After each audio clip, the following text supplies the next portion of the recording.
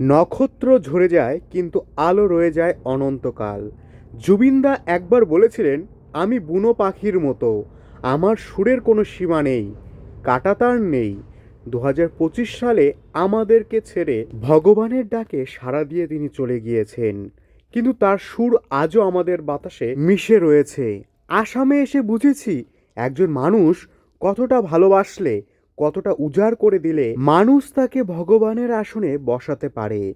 এখানে জুবিন গার্গ শুধু একজন গায়ক বা সুপারস্টার নন, তিনি আসামের মানুষের কাছে এক জীবন্ত আবেগ।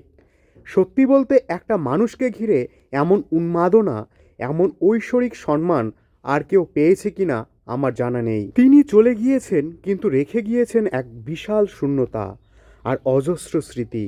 আমার এই সামান্য ভিডিওর হাত ধরে তার প্রতি আমার বিনম্র শ্রদ্ধা জানাই। তিনি ছিলেন, আছেন এবং থাকবেন প্রতিটি মানুষের হৃদয়। আমাদের এই ভিডিওটি যদি আপনার ভালো লেগে থাকে তাহলে অবশ্যই ভিডিওটি শেয়ার করে দিও।